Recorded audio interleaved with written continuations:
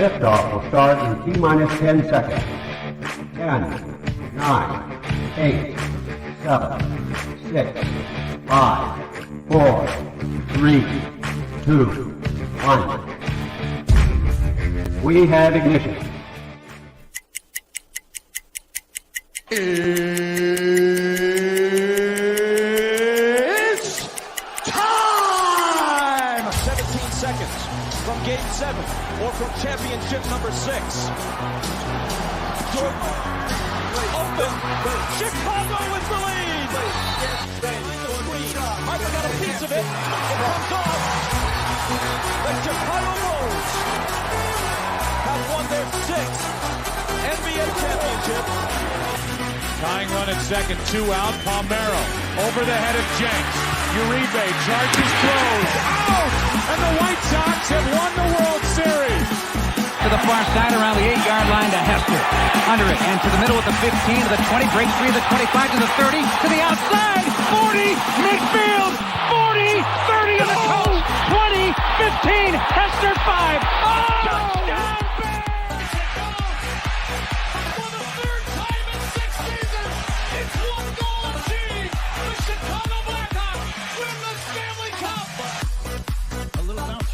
Toward Bryant. He will glove it for Rizzo. It's in time. And the Chicago Cubs win the World Series.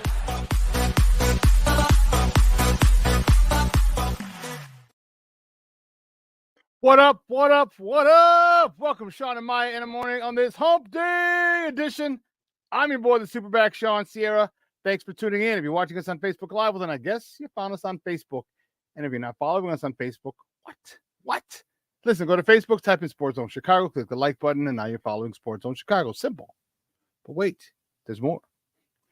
Go to the show's page, go to Shawn and Maya in the morning, like that page as well, so you'll be following Shawn and Maya along with Sports Zone Chicago. Now, if you're watching us on our YouTube channel, excellent! And if you're not subscribed to our YouTube channel, for real, come on, man. Listen, go to YouTube, type in Sports Zone Chicago, click the subscribe button. But also do me a favor, click the notification button. That's the little bell right next to it. And that'll let you know anytime a show from Sports Zone Chicago is going live. You get it? Got it? Good.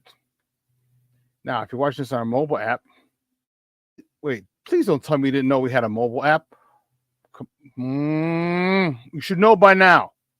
Come on, look. Here, peep this.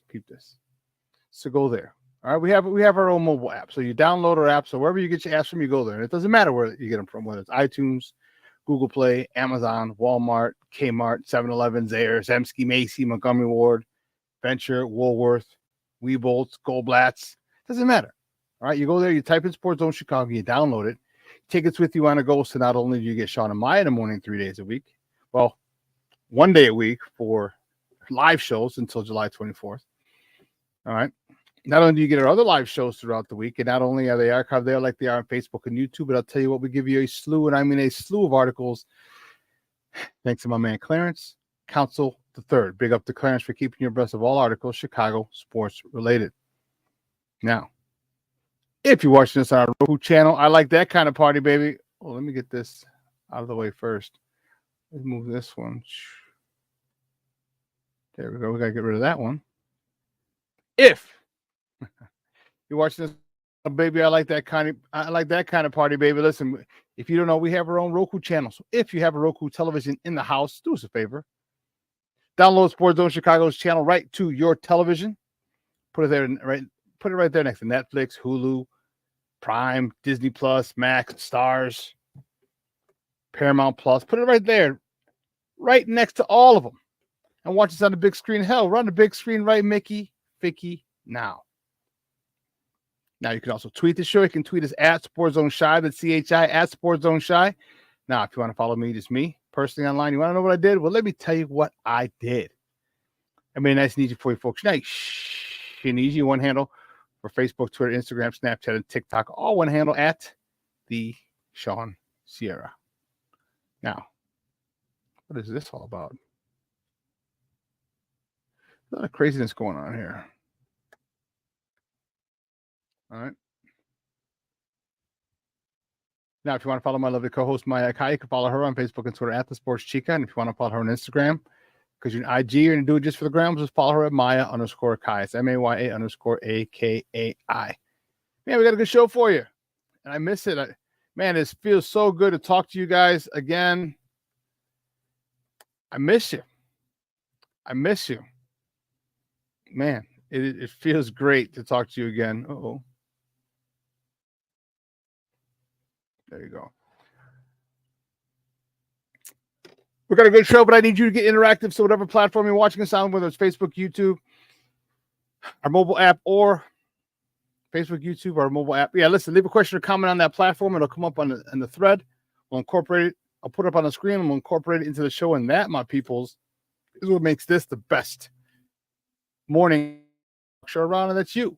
So bring them all, baby. Questions, comments, smart ass remarks, because you know over here ain't nobody scared. Over here. Like The Rock said, don't sing it, baby. Just bring it. My fat gout hand. That's all right. That's a whole nother story. For people that know, they know. Let's see what we got. Cornelius Squall's in the house. What up, Cornelius? My man Armando Emeterio Lara Jr. Yes, happy Juneteenth, baby. Happy Juneteenth. I thank you, sir. I appreciate it. Mr. Shorty is in the house. That's what I'm talking about. Happy Juneteenth, Mr. Shorty. Jay Grizz up in this Mickey Ficky. Hell yeah. My man Michelle Walls in the house. Southside, stand up. You know, baby. Southside, born and bred, baby. Southside right here. Ain't no, man, I will always rep the Southside. Southside till I die. You know how that is. Michelle, thank you for tuning in. I love it. Levette Lee, good morning, Ma. Thank you. Happy Juneteenth to you as well. I love it. Man, listen, I don't know a lot about a lot. Well, thank you, Shorty. Missed you. It's good as you taking some time off. We are, man, ain't that the truth?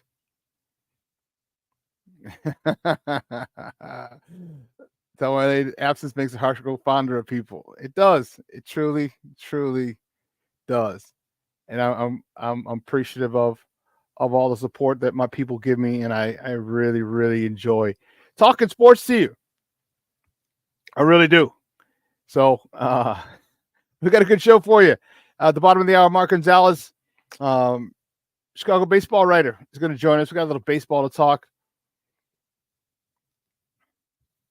We have the Chicago doubleheader today, the Red Line special.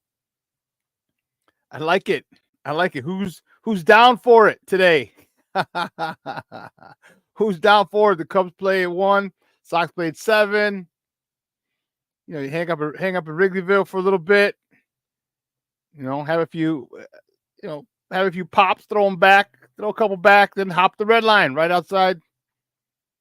You know, Murphy's Bleachers. And head south. I've always wanted to do that. Just never have. I think I'm gonna have to do that soon. Maybe this year. But if not this year, I will put it on my bucket list. And you guys got to remind me. Chicago baseball doubleheader. Yeah. So, bottom of the hour, Mark Gonzalez is going to join us. We're going to talk this baseball thing. It's not pretty. It's not pretty in Chicago. And you know what? It's more frustrating than anything. You know, see, I got to get my paper. Angel Reese. We got some Sky to talk. Okay. We have some very little Bears to talk. All right. Right now, everything is just chill. It's not everything's on. It's marinating. All right. There's nothing going on right now.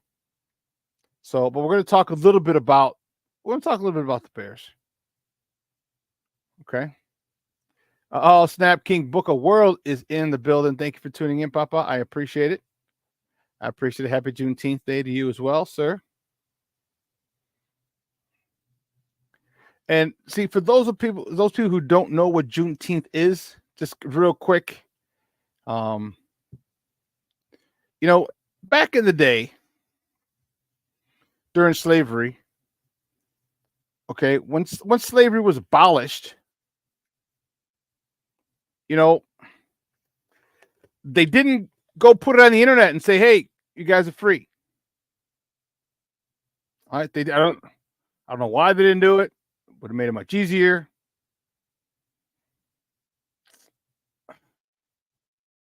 But they didn't do it. Okay. Well, what happened was, not a lot of slaves knew that they were free. All right. Not a lot of people, trust me, you think the owners would tell them, "Hey, you're free is to leave?" Not hardly.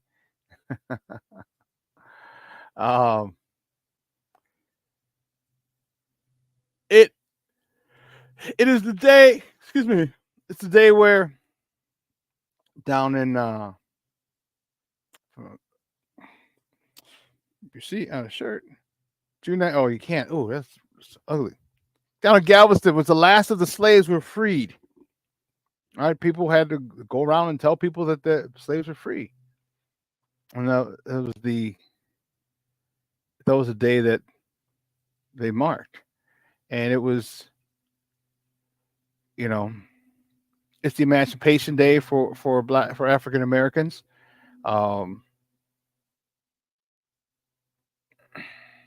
It actually happened a couple of years after.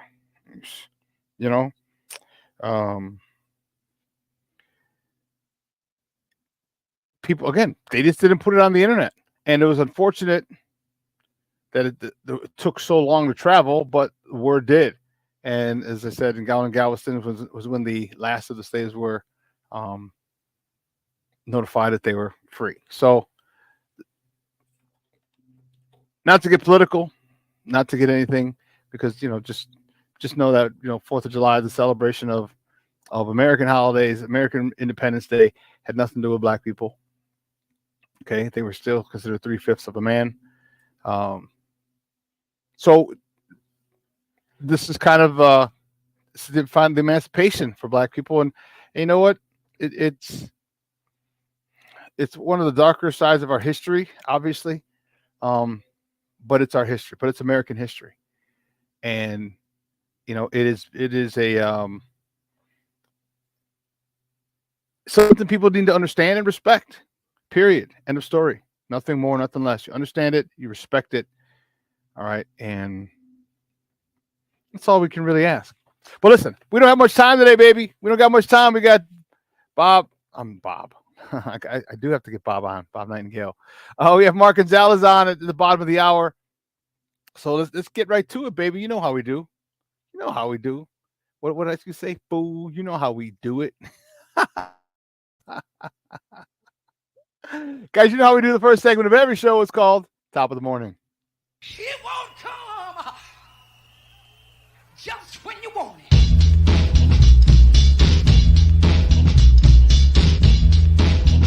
Top of the morning to you. Top of the morning to you. Top of the morning to you. Yes, baby. Let's go. Which way do we go? Which way do we go? Which way do we go?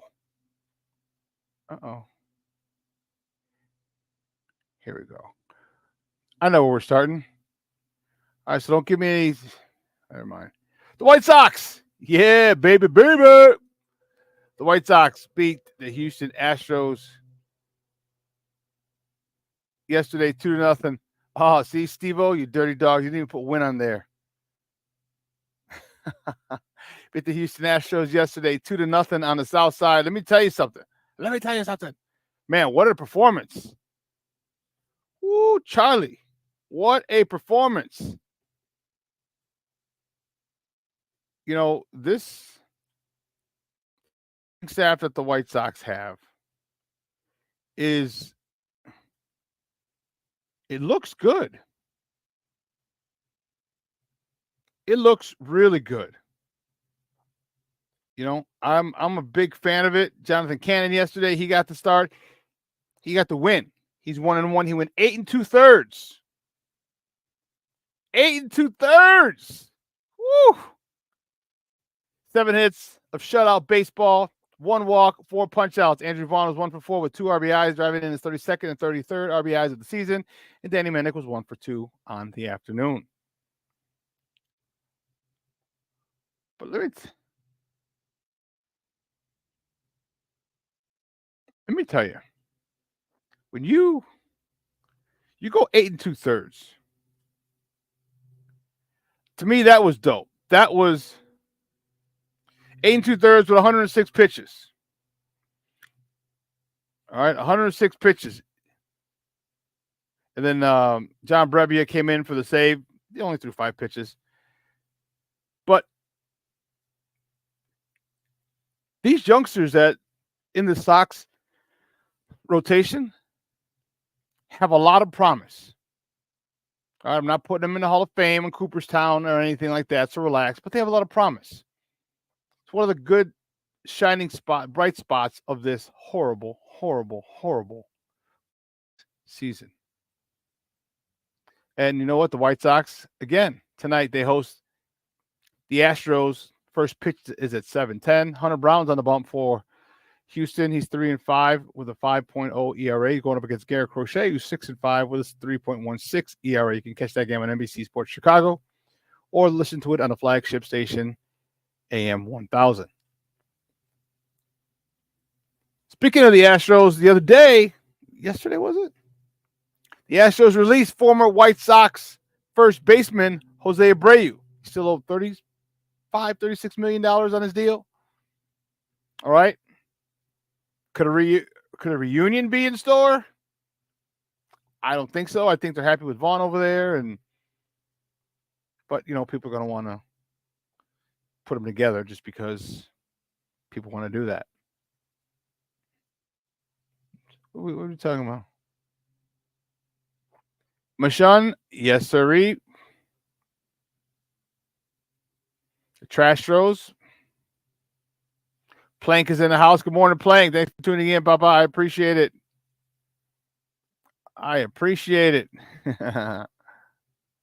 Good to see you too, man. I believe you me. I miss it. I miss you guys. King Book of World, you're on fire. That's all I'm going to say. That's all I'm going to say. The next top of the morning topics, the Cubs. The Cubs beat the San Francisco Giants yesterday 5-2 over at Wrigley.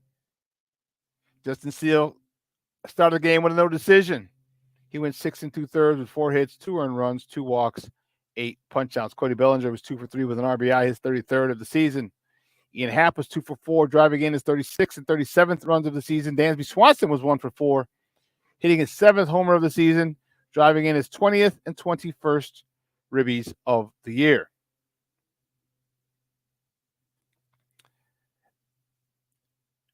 And the Cubs will host the San Francisco Giants again today.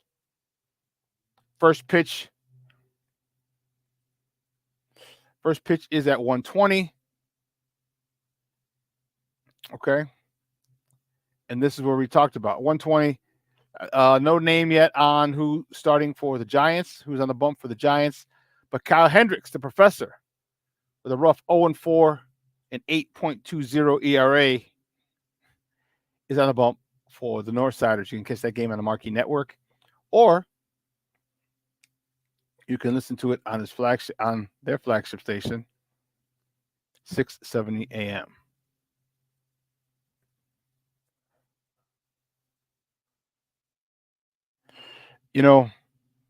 So today, where'd you go? Today's one of those special days. All right, one of those special days where you have Chicago Red Line doubleheader. I love it. If you're a true baseball fan, this is something I need to do it. I don't know about you. I need to do it. I need to be more aware and cognizant and make sure I get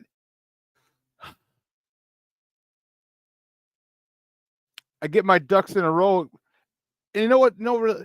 What really stinks is that they're both bad. See, so I lost a lot of interest. Like, my White Sox suck. Bump the Cubs. So I really didn't care to look for this. Now, had they been good, or at least my White Sox been good, then you're like, oh, okay, let me see.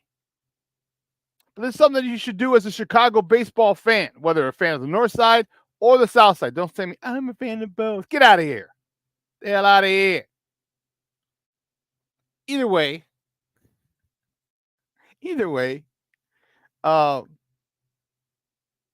think it's a pretty cool deal. Now, the biggest issue with this, so let's get it straight. The Cubs are at 120. Now, mind you, the advent of the pitch clock really kind of screws this up, can really screw it up.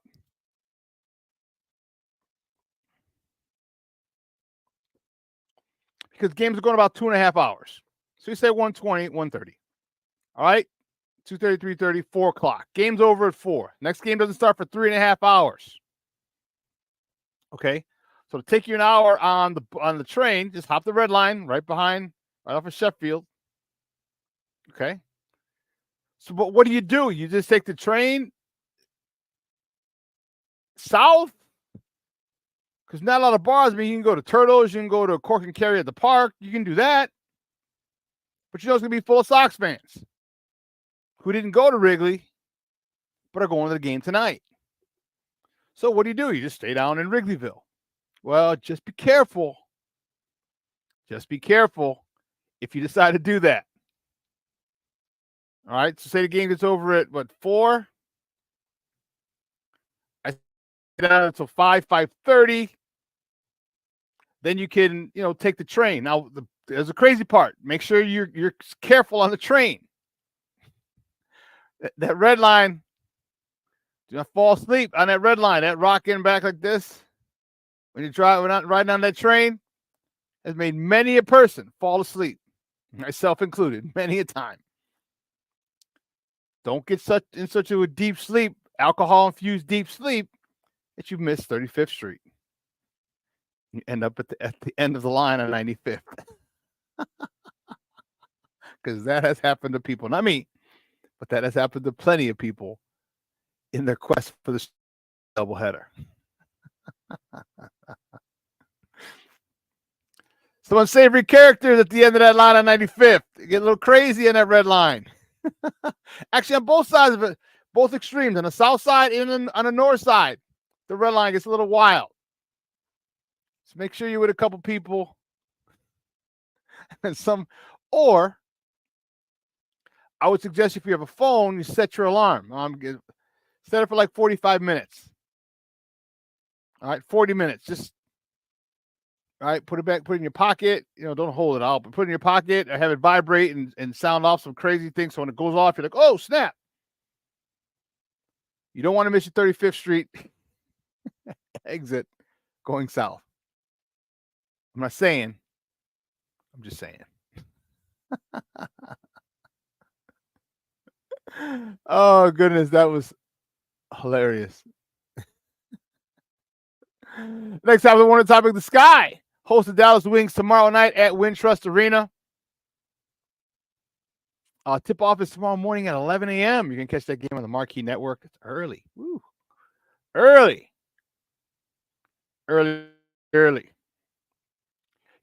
Sky are making a mark. Not as much as they'd like, but they're helping bring in some numbers. All right, they're helping bring in some numbers. They're going through a thing right now. They're trying of winning, nothing more, nothing less. They lost to the Indiana Fever the other day, 91-83. All right, Caitlin Clark, Angel Reese. All right, that was the whole thing where Angel Reese went to block the ball, hit Caitlin Clark from behind, hit Caitlin Clark in the head. They gave her a flagrant and all the craziness. Come on. But let me tell you something. That was the most ever watched WNBA game in 23 years. 23 years. So you can sit there and talk about all the nonsense that you want, and they're not doing Kaylin this, doing that. She should have been here. They're putting eyes in front of the TV screen. Are they capped off around $3 million at some particular point? Unfreaking believable. I love the fact that this game is growing before our eyes, literally and figuratively. I love the rivalry that they've created. And you need it. You need something like that. The bad blood that the media has created, that maybe WNBA has created behind the scenes. I don't care. I love it. Because getting people in front of these top-notch, first-class athletes who need to be seen. And I'm all for it. I told you, I bought the WNBA pass over a month ago to support my girls. I got to go get a T-shirt. I got to do the whole nine.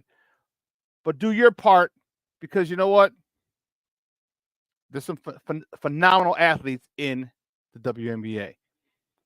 Listen, we got to take a quick break, but just before the break, the next top of the morning topic, Say Hey Kid himself, Willie Mays, passed away yesterday at the age of 93. Wow.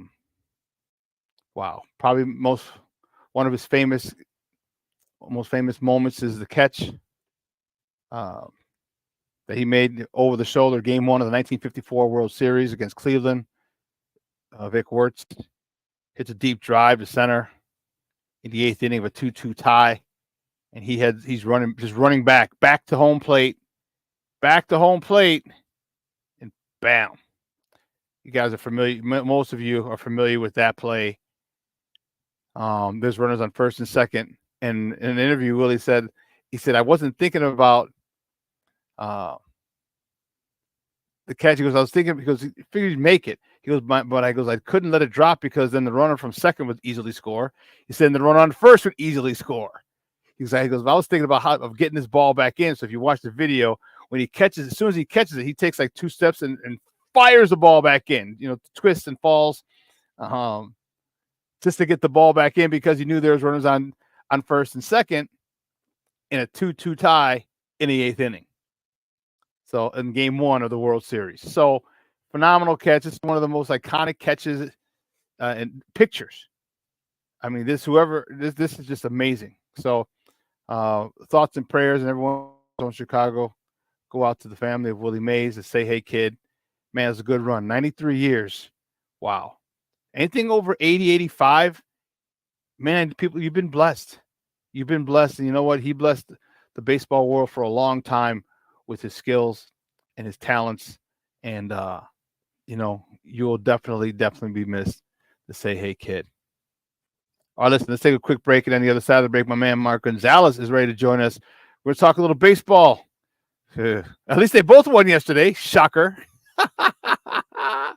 And see if he's doing the red line doubleheader today. See if he's ready. He's up. Ask. On the other side. Keep it live right here. Shawn and Maya in the morning on Sports Zone Chicago.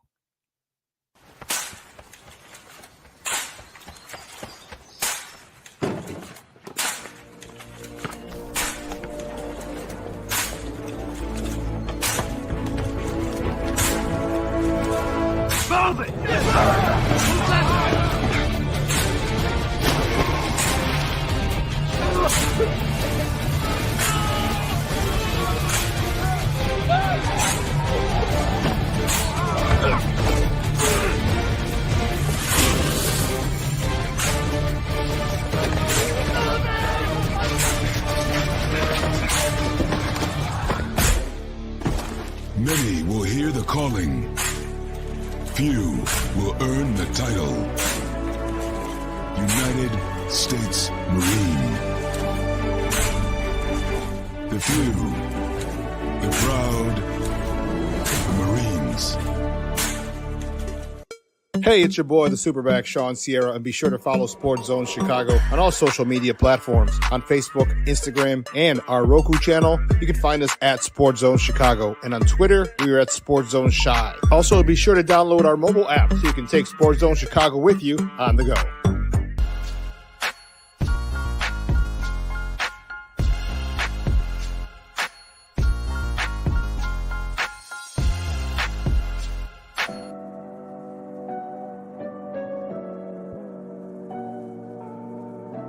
How do you take care of your mind health? For my mental health, I meditate in the mornings. I have my dogs. They're the best. I just find ways that help me just relax. Finding things that make me happy, like being close to my family. I meditate a lot and read books. I have hobbies outside of the game. I'm able to switch off. I'm able to turn my brain off from the game of basketball. Your mind health matters. Your mind health matters. We are looking for a few heroes, mentors, trailblazers, innovators, a passion to change lives, spark curiosity, open hearts, and awaken minds, help students answer the question, who am I? This could be your calling, but this is no job. It's the journey of a lifetime. Be a hero. Be a teacher. Mental health and learning disorders don't discriminate. 17 million children and adolescents in the United States live with disorders like anxiety, depression, ADHD, and dyslexia. Less than half get the help they need to thrive. Help the Child Mind Institute change these children's lives. Visit childmind.org.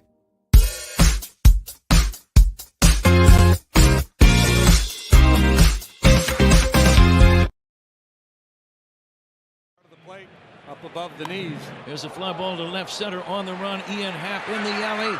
Makes a sliding catch. Dansby going, just 2:08 in the air. Swanson drills that one out to center. That one back on its way. Gone! Right center field and out of here. Dansby Swanson a 2-run homer, and the Cubs had the lead. You know what he did, Boog? He hit the fastball. They chant for Cody. Punch through the left side. That'll get through. Base hit. Here he comes. Push to the plate. The throw too late. Bellinger to second. The Cubs have the lead. Now will pinch hit. All loaded up on the ground towards the hole. Fielded by Ahmed. No play. Everybody's safe. Welcome back to Shawn and Maya in the morning. Chicago. Those clips courtesy of the Marquee Network. Those were the Cubbies yesterday with a 5-2 victory up at the friendly confines. My first guest this morning is a veteran, a vet of Chicago baseball. I'm excited to have him on to talk about this dismal season for both squads. You can find him on Twitter at MD Gonzalez. Guys, just welcome back to Shawn and Maya, our friend Mark Gonzalez. Mark, good morning, Papa. How are you? Thank you for coming on this morning. Appreciate it. Thank you very much. And that was a nice tribute to Willie. I grew up a Giant fan in the Bay Area. My parents were Giant fans. That's right. But, having covered the Giants for 8 years and gotten to know Willie a little bit and see the man who was more than just the greatest baseball player of all time was really a fascinating experience for me. And I'm glad you spoke highly of him because he truly was a special person. And unfortunately, he played before I was born and was able to watch him. And actually, no, he was born. He played the end of his career when he was with the Mets. I was a young kid. Because actually, a really quick story. So a buddy of mine that a friend from high school, he's the only Cub fan. Remember, I grew up on the South Side, St. Rita. He's the only Cub fan of all of our friends. And we're like, how the hell did you become a Cub fan? We thought maybe it was just WGN. No. So his dad was a cop. And his dad's detail was a visiting locker room at Wrigley Field. And he has pictures of everybody, Mark. When I'm talking everybody, everyone from I'm 50, I'll be 53 next month. So you name everyone from the early 70s. I mean, you're talking from the Big Red Machine, all right, to the Pirates, every single person who'd gone. So he has my buddy has pictures that his dad took of him when he was a kid, and his brother was a kid. And he posted that yesterday on Facebook, him and Willie Mays when Willie was playing for the Mets. And I was like, all right, I guess we'll let you slide. Being a Cub fan, because that's pretty cool that you got a picture with Garvey and Ron Say and all those guys and Tommy Lasorda and all and just the great baseball players of the early 70s. So I'm like, yeah, we'll let it slide. So what's going on with? Yeah, it was. So what's going on with our baseball teams here in Chicago? Let's get the dirty stuff out of the way first. What in God's name is going on with my White Sox? Mark, I feel like I want to go to I want to go to a game with a baseball. I mean, with a brown bag over my head like they did in New Orleans for the Saints. Why are they so bad? Why can't people hit? Why can't we have power? We have talent. Why? What is going on with this organization on the South?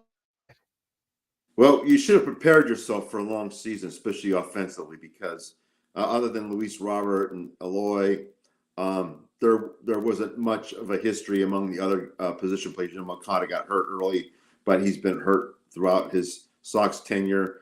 Andrew Vaughn got off to an awful start.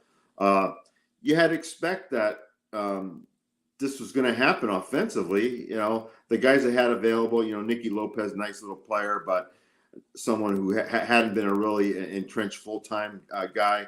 Paul DeYoung, same deal, showed some problems with the Cardinals and kind of faded. Really hasn't established himself until this season. I'm very happy for him. He's doing well. But overall, it's just been the perfect storm over there, and I kind of expected it. Offensively, the bullpen, we will go too much into that. My goodness. Yeah. Not if you don't want to end up crying after this segment, you know what I mean? Yeah. So, but to me, it just seems like there's no oomph. Talk to me about Pedro, because you know what? I was trying to find a silver lining in the hire. Like, he seems like a nice man, but he got passed over a few times in Kansas City for the head coaching for the managerial gig over there. Why does it seem like the White Sox just don't want to get quality? Because there were plenty of World Series winning managers on the market. You had Ozzie. You know me, I'm a big Ozzie fan, and I know Ozzie, and they would butt heads. Okay, but you had Joe Girardi, who was still out there. You still had Bruce Bochy, who's out there. Oh, by the way, did he win another World Series after Yeah, he did. All right. So you had all these things, but the White Sox never wanted a veteran manager. Why do you think that they're so adamant about getting inexperienced managers, especially with a veteran team? Well, Kansas City wasn't built in a day, and you see there's a lot of ex-Royals in this organization. And I think Chris had some familiarity with Pedro based on his days in that organization. You also had a personality, I think, in Pedro that wasn't as forceful as some of the former White Sox managers, namely, Ozzie and Tony La Russa. So I think they were looking at probably the anti-Ozzie, the anti-Tony. Pedro will be very forthcoming a few times if he feels strongly about something. But I think at this point they wanted somebody who was more of a low-key personality and that could teach. But now we have a situation where they've sold a lot of assets that they had, and there's going to be more assets that are going to be sold. I guess the one thing I can say in Pedro's defense was what I observed this weekend in Phoenix was that the guys played hard, they prepared. And now the talent a few times is a little short, and you're going to have some growing pains because of the pitching auditions. So it's going to be very fascinating to see what happens the next 3 months and change as to how the players eliminate some of the mental mistakes they've been making and actually improve under the staff. Well, I'm not looking forward to it. Believe you me, as a lifelong Southsider and Sox fan, it hurts my soul to see them playing this poorly. And there was talking about chasing the Mets for the most futile season in history of baseball. Hopefully they don't get there, but what could be done to salvage this? Because we have talent. All right, you got Lou Bob, he's still there. Eloy, when Yo-Yo's coming back, and Mark, in our conversation, I'm a big Yo-Yo fan. I was a big fan of his when we got him, number one prospect in the minor leagues. You still had Andrew Vaughn. All right, you still had Gavin Sheets. Gavin Sheets is predominantly a power hitter. Is there anything we can do, or is this just sit back, relax, strap it down, or occupy yourself with the Bears in about a month?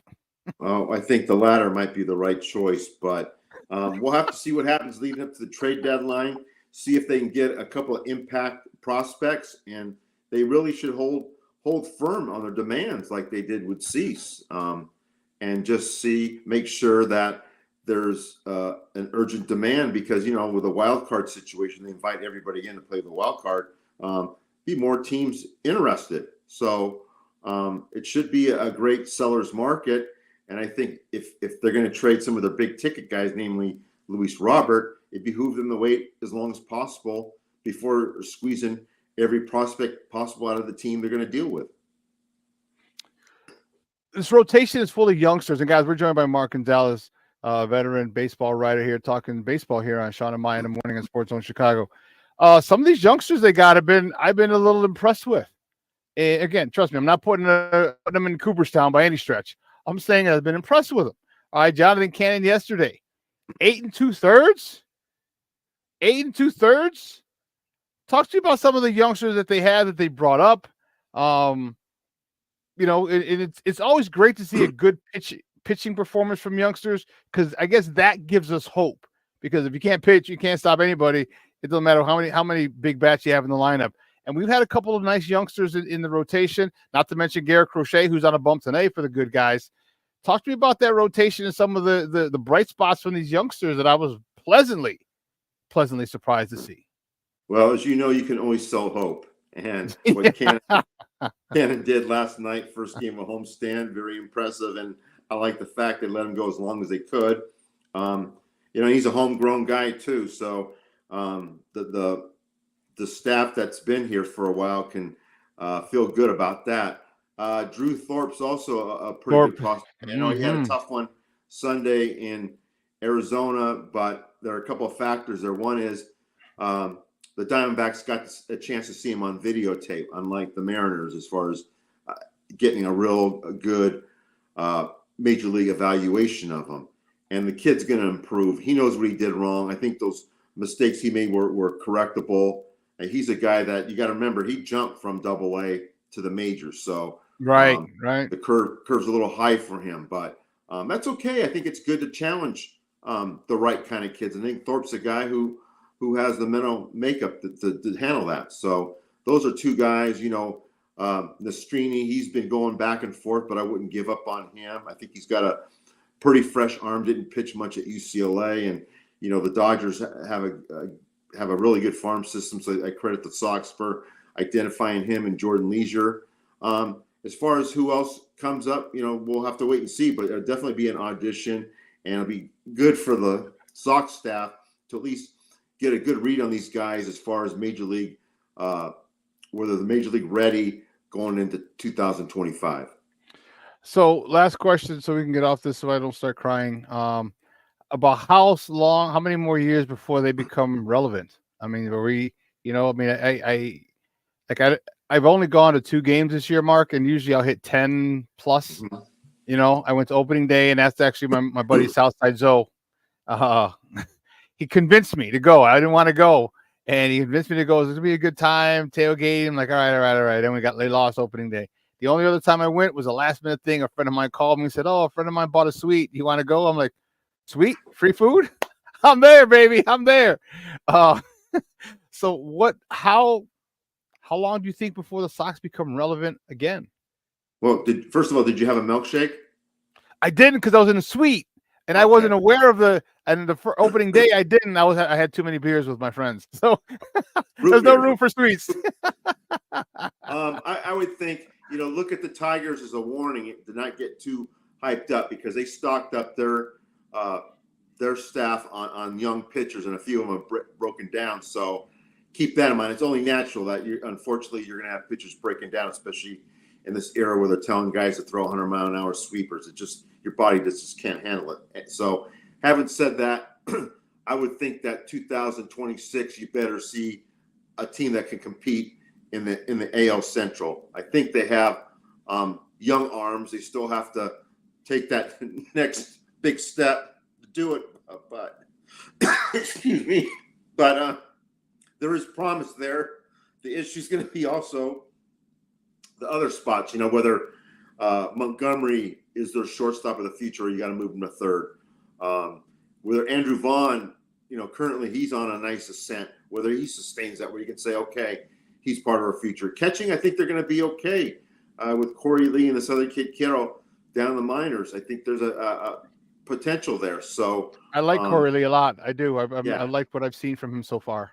Yeah, and then you're going to have to strike gold in the draft because you're picking so low. So those are all the components. But I think that Sox fans, I feel for you. You know, your patience has been tested to the max. You deserve better. So having said that, I would think 2026, you better see a division contender. All right, thank you. Let's go to the north side. And man, we have a lot of Cub fans in the chat, and a lot of them are not happy. My good friend Junior, good friend of mine, Northsider, his whole life. I agree. Why? What's happening up there? You poached the manager from the division winning organization from the Milwaukee Brewers. You think I got it? That's it. You figure he's an upgrade from David Ross, and now you're fluctuating between third and fourth in the division. What's going on, and why can't the Cubs get on track? Well, they've also been last a few times, so don't forget about that. They've been last place in one of the weakest divisions of baseball. I like when you said that. Well, facts are facts, you know. I agree, and I'm a Sox fan, so when you spit facts like the Cubs were in last, that just kind of tickles my heart. Yeah, I mean, everybody was dancing around when the Cardinals were in last, and look what happened then. They passed them up. So I think with the Cubs, I would throw out a warning there, and that's the bullpen, something that snuck up on them last year. Excuse me. Cubs are getting to me. Anyway. Yeah, I get it. Everybody points Chicago to baseball. Everybody points to the offense, and I understand that, but long-term warning, I would say, would be the bullpen. It was that issue the last 3 weeks of last year when they faded miserably, and I think those guys were just taxed. They were going into uncharted waters in terms of a 162-game season. The appearances built up, and they just wore out. And I think this year it hasn't been so much that as it's been the ineffectiveness. Certainly they should be better when they get a guy like Merriweather back, but then his history injuries, you wonder, okay, is he built to last for half? You don't know. Quas, disappointment. They really didn't invest much in the bullpen last winter. And I roll my eyes when I hear this phrase, bullpens are volatile. Well, yeah, they are, but you know what? That's why you pay scouts to identify the guys who are reliable, dependable, and can sneak up on guys that are late bloomers and all that. And I think the upper management failed to address that this winter. Yeah, they really did, and it's frustrating. So, they're 8 games back. They're in last place as we speak. Very disappointing year. Is there any chance of them even sniffing a wild card? Oh, sure, I think so. Okay. I think they can do it, but a lot's going to depend on their bullpen being more consistent. And I think the offense will pick up a little bit more. How much? I don't know. I mean, they might need to go out and get a bat, but that doesn't concern me as much as late inning relief. Guys, we're joined by Mark Gonzalez, veteran Chicago baseball writer here, talking Cubs and Sox baseball here on Shawn and Maya in the morning on Sports Zone Chicago. This kid, Christopher Morel, I'm still a big fan. Even though I don't like the Cubs, I have no problem identifying talent and admiring talent. He's a very talented young man. Where do they put him? That's the only problem. You can't put him in the field. He's not a real good man. Center fielder, no, you got, you have Bellinger. Oh, then you got PCA, right field, maybe. DA. Where would you put this guy and keep him there? Because his bat needs to be in the lineup, because this kid he plays with an infectious enthusiasm of a youngster, and man, he produces when he's out there. We have reached a point where we really don't have an answer. And I say that because I really thought he'd be better this year at third. He certainly had the backing of Craig Counsell, who saw the talent in him. But you just can't go on, with these mistakes. And I really thought the kid was going to be improving steadily. And you see some plays where it's okay, but other times it's tough. And if you're pitching, you rely on the ground balls. You got to have a guy over there who can pick it and sling it. And it just hasn't happened with a semblance of consistency. Now, we know in past years he's moved around quite a bit, but the positions are pretty well set. So, having said that, council might have to be giving this kid a lot more scrutiny as far as where he plays him and all that, and still keeping the other guys fresh, because Morel's one of their power guys. They don't have really truly many guys who hit for power in that lineup. Would he be? I mean, you can't find a spot for him consistently. Would he be someone that the Cubs might consider moving for another piece at the trade deadline? Well, you better get power in return somewhere, because this guy, he can hit for power, and that's something that management really hasn't addressed the last 2 years, with the exception of Bellinger. It's been maddening the way they just kind of acknowledged it, but haven't really addressed it. So until you get another power bat in there, this is what you got. Are they having buyer's remorse with Dansby Swanson? He was on the back of a milk carton for a long time, as he hits a 2-run homer yesterday. But he really hasn't lived up to his contract. Hasn't really excited the Wrigley faithful. You think there might be some buyer's remorse with that signing? I don't think they're at that point at all. Okay. Certainly the production's been off. It's been alarming, because I really like Swanson a lot. But big picture, this is a guy you've invested a lot in. He's capable of playing Gold Glove defense. At least he did the first 4 or 5 months of his Cubs tenure. But since then, it's kind of dropped off. Kind of alarming.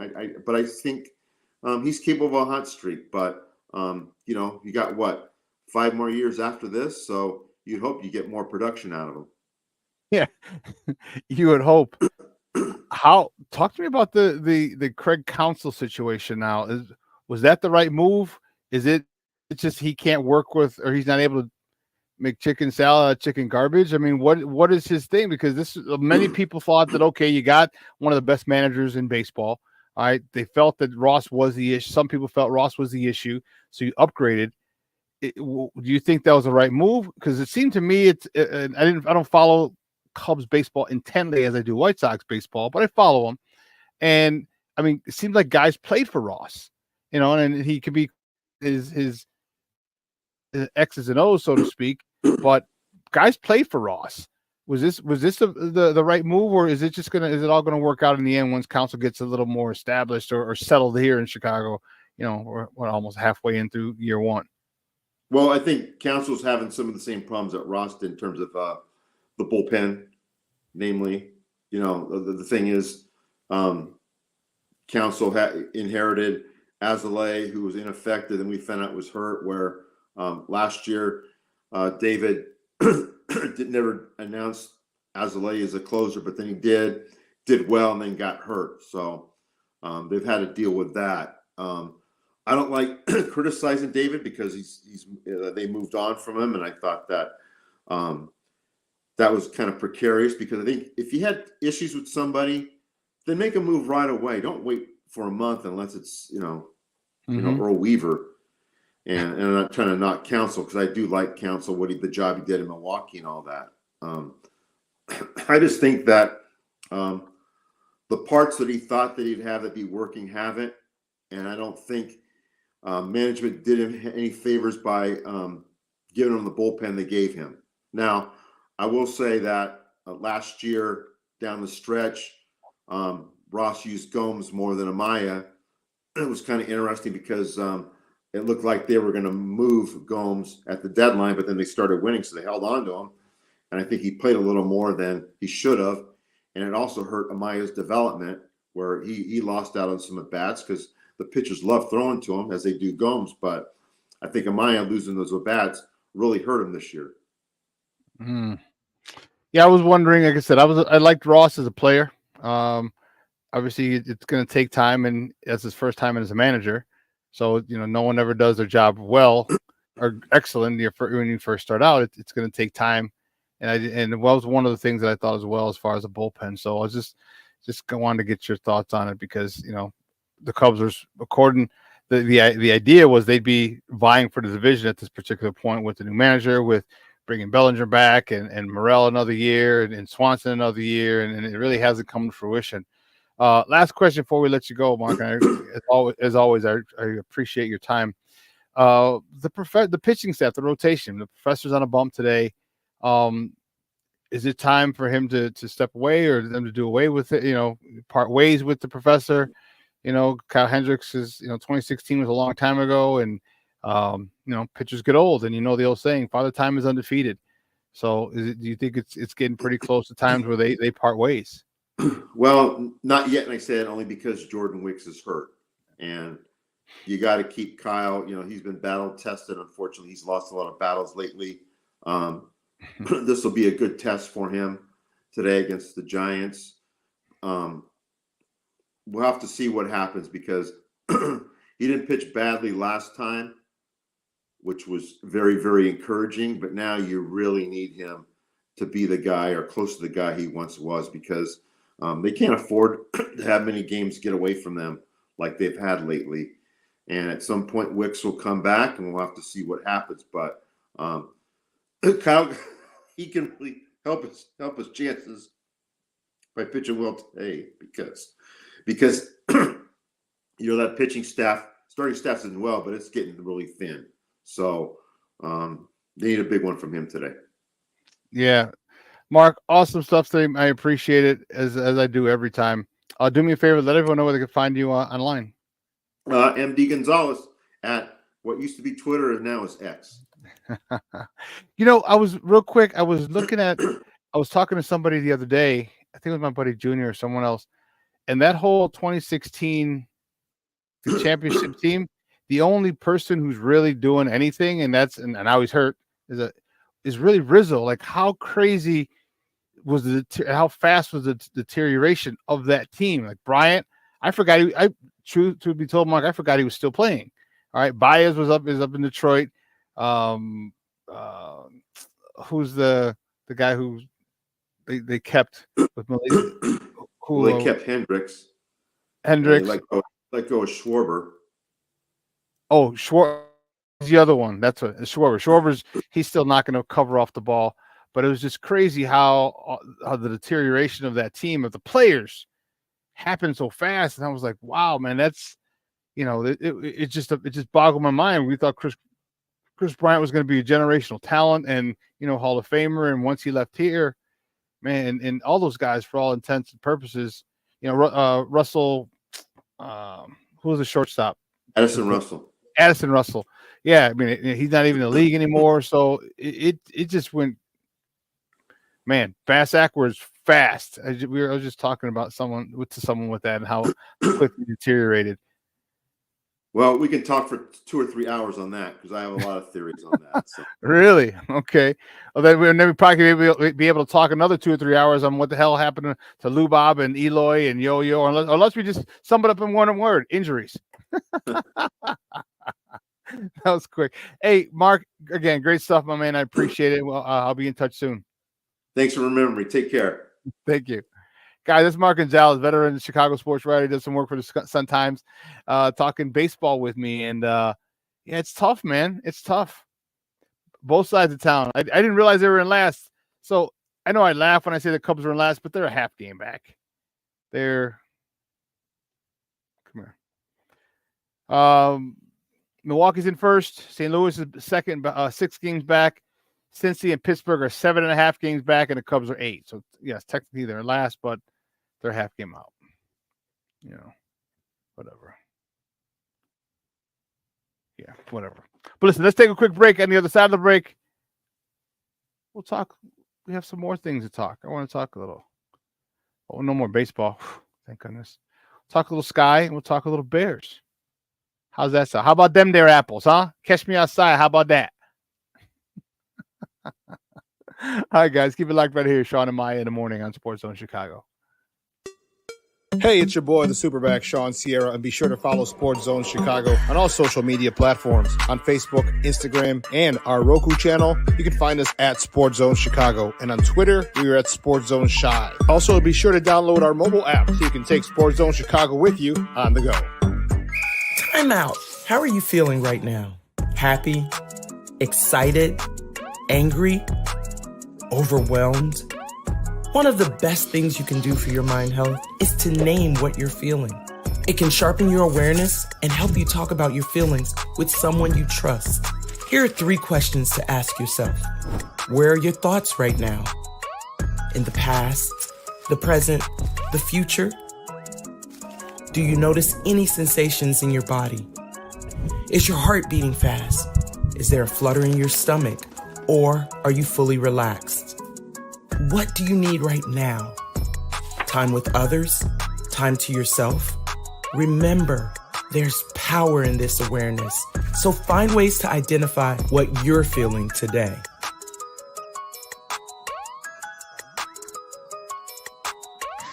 Hi, guys.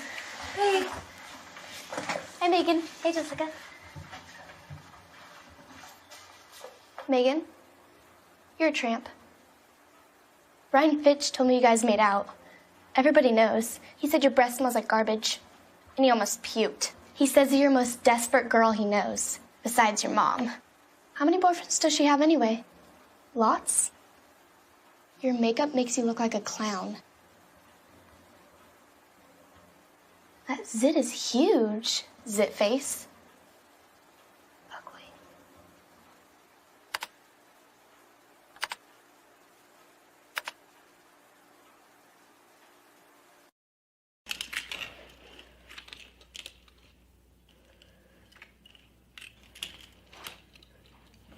Hey, bud, what you doing? I'm playing with cars.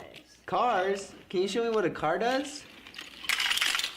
Whoa, whoa, whoa, whoa, whoa. Hold on a second. First of all, this is a school zone. So you need to put down your cell phone, stop texting, and let's get to driving. Now you're coming up to a stop sign, right? You need to slow down and stop before you hit that Y line. I want you to look left, right, left. You don't want to get hit by a car going on your left, and to your right to make sure you don't get sideswiped by a guy coming from your right. You're coming, and you see a crosswalk. You better slow your horses down, because the #1 rule of driving is always yield to pedestrians. Now stop, pull over, and you are done driving. Gosh, what do they teach you kids in school nowadays?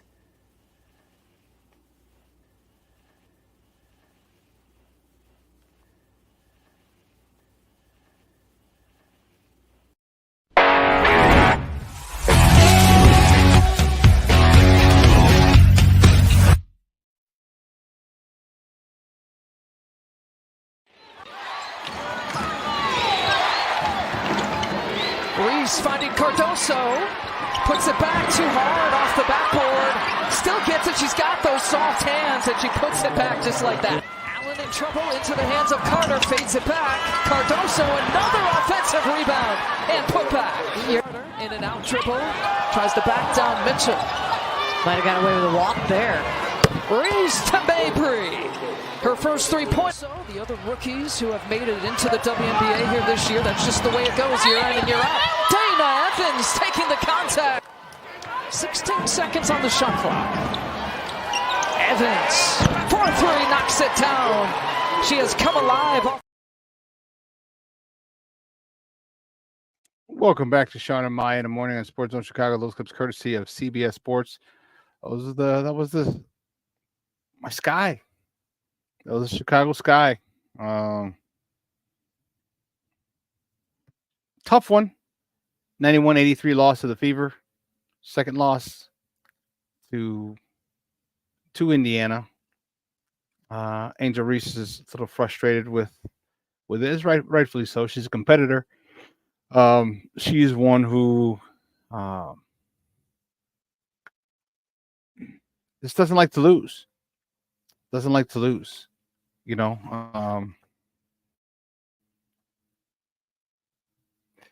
I like her honesty, her youthfulness, her naivety. You know, because you sit back and you think back when you were that, and I was that age, and I was playing ball in Italy at that point, and just your mindset is different. And excuse me. Yeah, it's just interesting.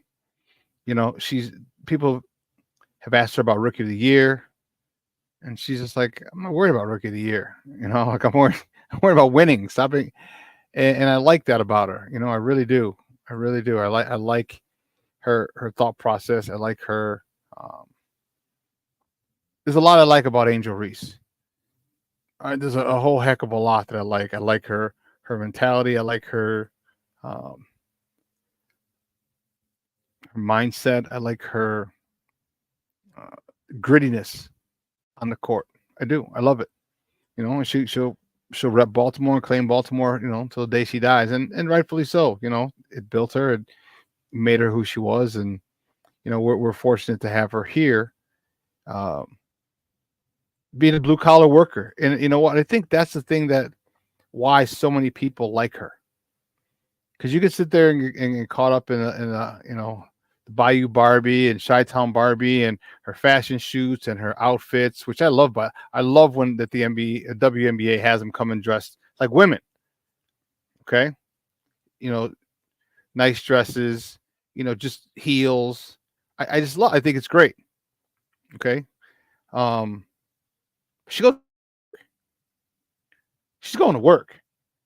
Like I think the thing that resonates with Chicago fans is how she goes about her business. All right. She's beautiful. She's athletic. She's young. She's rich. But you know what? She goes to work. She goes to work. Like she's battling under the board. She's getting double doubles here. You know, what does she have? Like 8 or 9? Does she have 8 or 9 consecutive double doubles? Okay. That's going to work. When the scores aren't very high and you're getting a double double, Chicago fans respect that. All right. Remember, I'll take us back to 96, 97, 98. Remember Rodman? With all his crazy antics, who was the most loved, obviously, beside Mike? Rodman. Why? Because that dude was fighting. He was battling. Usually guys bigger than him, stronger than him. But it didn't mean he wasn't big and strong. It doesn't mean he wasn't strong. All right. And the fact that he went to work, he'd get 12, 16, 18, 14, 17 rebounds a night against many guys who were taller than him, bigger than him. His relentlessness, his defense, you know, block shots, you know, the key rebounds. He went to work, and Chicago's a blue-collar town. And people loved him. And that's why they love Angel Reese, because she goes to work. All right. Chicagoans know what it feels like to get up and go to work, have to go to work every day. Okay. Don't complain. You just got to do what you got to do. And Angel Reese is doing what she's got to do. And I think that's the biggest attraction, because it's not just the physical that she's a beautiful young lady.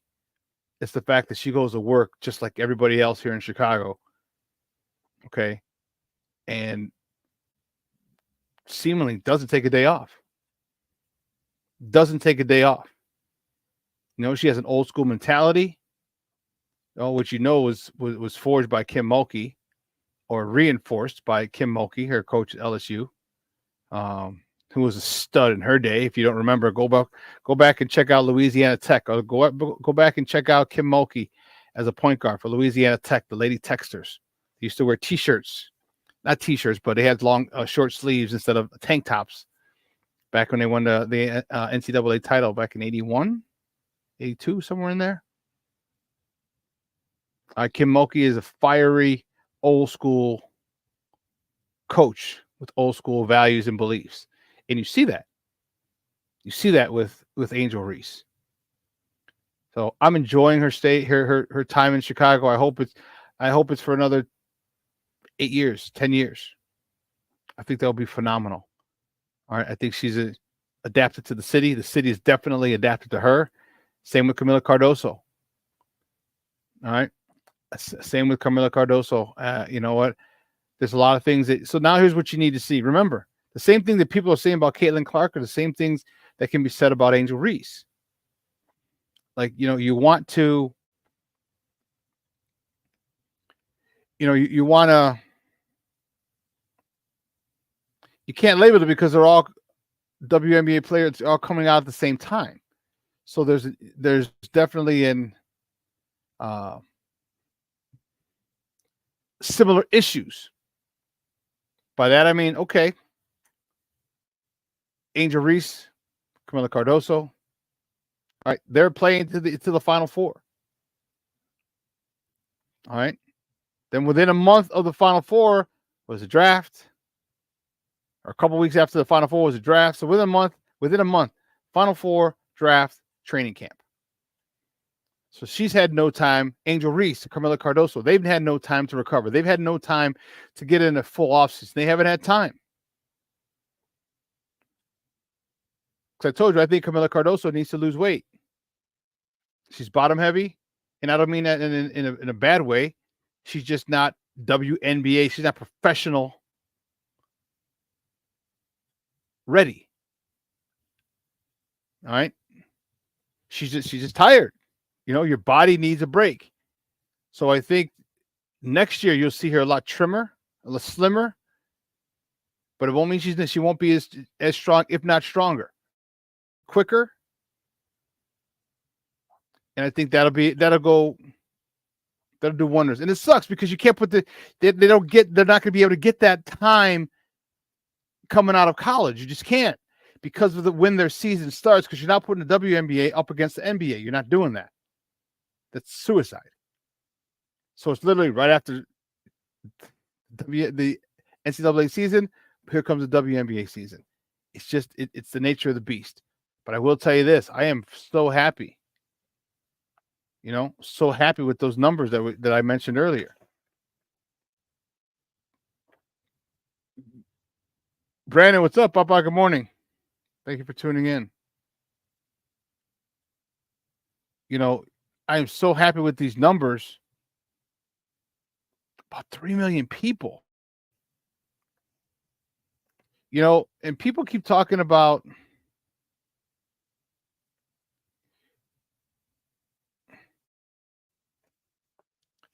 Caitlin Clark in the Olympics. And again, I'll get off my soapbox. I'll get on my soapbox for a little bit. And people are saying about, well, she's not one of the best 12.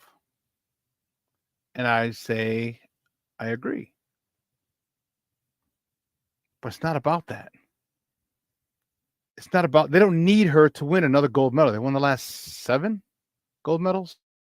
So they don't need her to win a gold medal. Okay. What they need her to do is to get on the game. Look what she's doing here. 3 million, around 3 million people watched her last game on Sunday. The highest, the most watched WNBA game in over 20 years. Her versus Angel Reese. Okay. And then they play again on Sunday. Is it Sunday? When do they play again? Is it Sunday? Yes. They play Sunday here. You don't think they're going to be close to, there'll be over 2 million people watching again? You're damn right.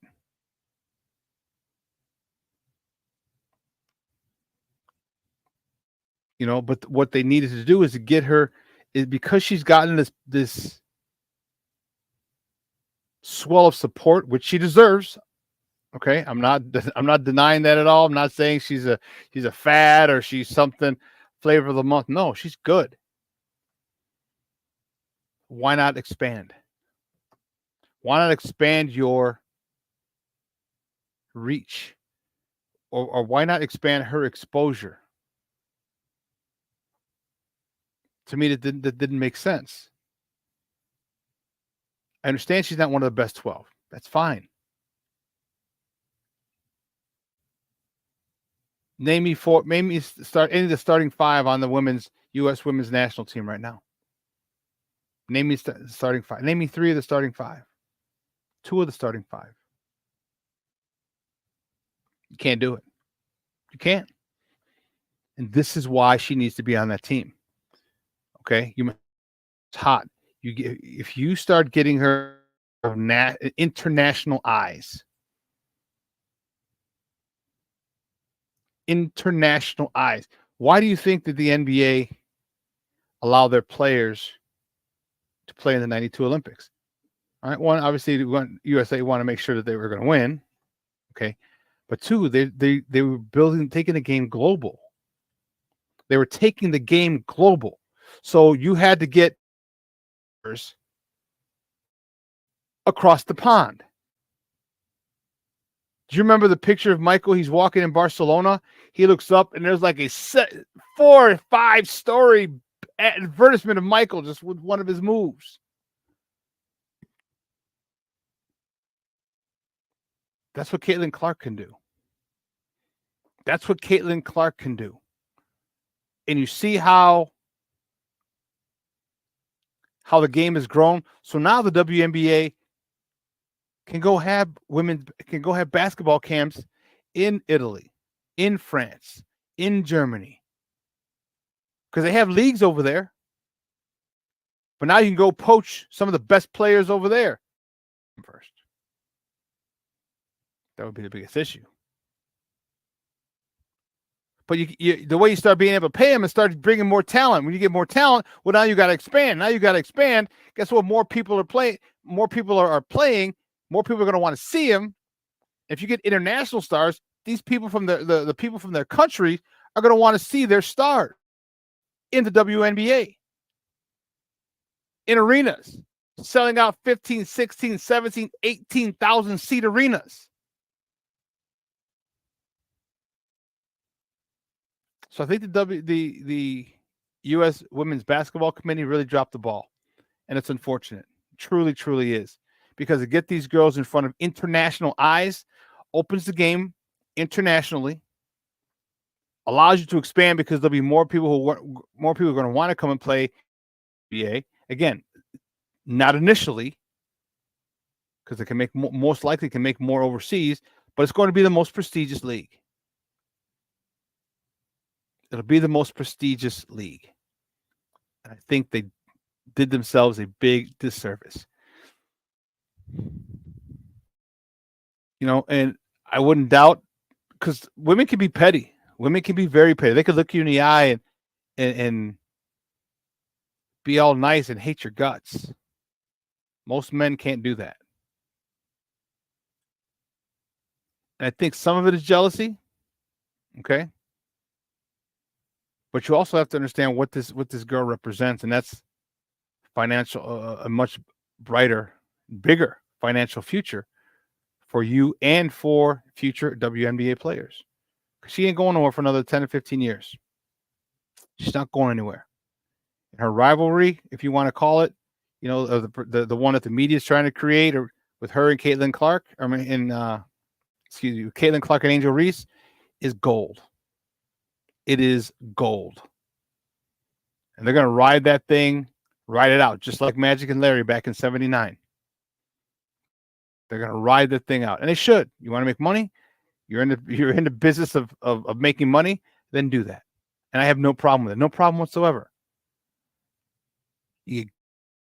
I want these girls to play in 16, 18, 20,000 seat arenas and sell out or 90% capacity. That's what I'm talking about. They have the skill, they have the talent. Let's do it.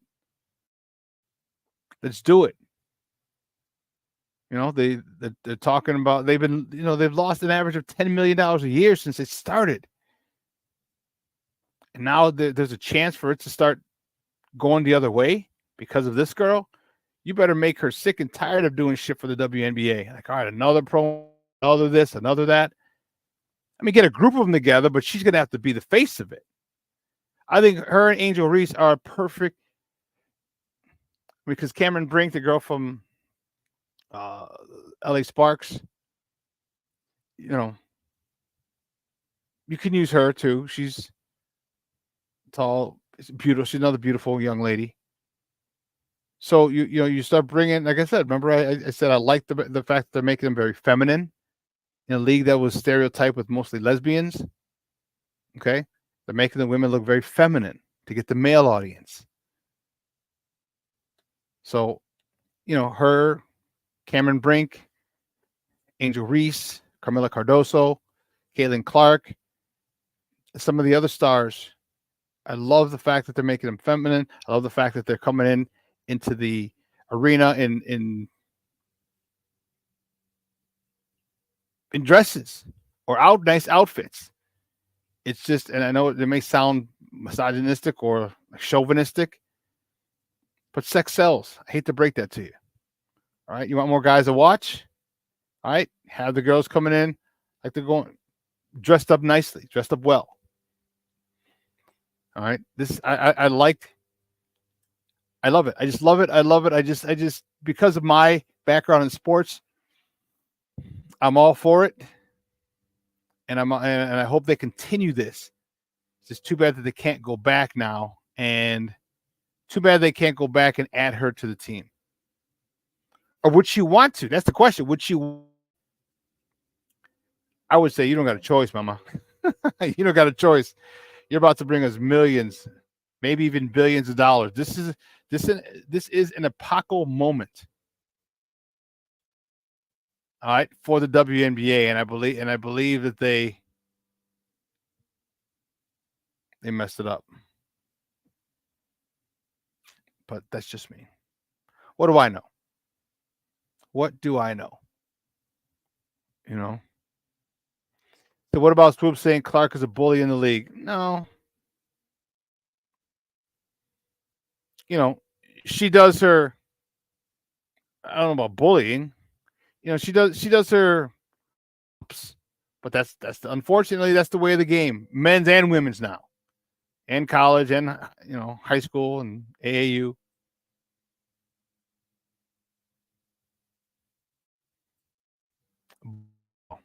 She's a competitor. She's a competitor. Let her compete. Okay? Let her compete. She's going to get thrown around. She's going to get fouled hard. Guess what? They fouled everybody hard. They fouled Michael Jordan hard. They fouled LeBron hard. They fouled Magic hard. They fouled Shaq. The Shaq of the Hack-a-Shack. Come on. They're beating up on a poor little white girl. She's all right. She'll be good. She's tough. You don't lead the NBA, the history. You don't become the women's NCAA scoring title or scoring champion. Score the most points ever by an NCAA in the history of the NCAA women's basketball by not being tough.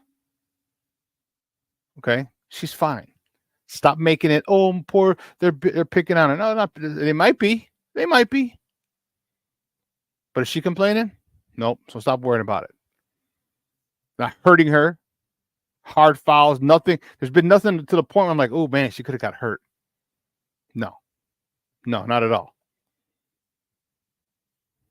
So I don't. Thank you, Shorty. Appreciate you.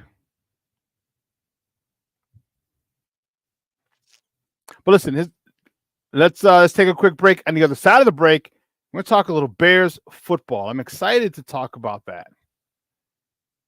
I don't know if you know, but I like football a little bit. So we're going to talk about this, and we'll bring up some of the things that we talked about yesterday on Nomad Show. So I'm on Nomad and I for the next few weeks, probably to the next 6 weeks, or 5 weeks now. We're coming on every Tuesday at 3 o'clock Central. Tuesday at 3 p.m. Central. All right, then I'll come on Wednesday on my show here like I am now. So I'll bring some of the topics over and we'll talk about them in addition to my own topics and ideas that I want to discuss. We'll talk about this Bears offensive line. And yeah. So listen, keep it locked right here, folks. Shawn and Maya in the morning on Sports Zone Chicago.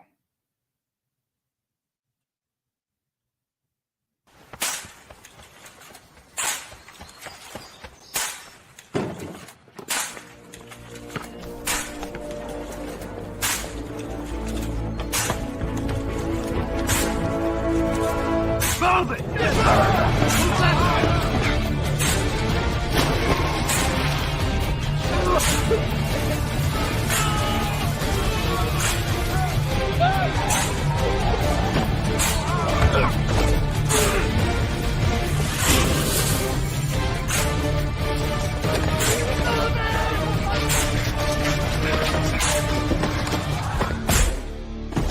Many will hear the calling, will earn the title United States Marine. The few, the proud, the Marines. Hey, it's your boy, the SuperBack, Shawn Sierra, and be sure to follow Sports Zone Chicago on all social media platforms on Facebook, Instagram, and our Roku channel. You can find us at Sports Zone Chicago, and on Twitter, we are at Sports Zone Shy. Also, be sure to download our mobile app so you can take Sports Zone Chicago with you on the go.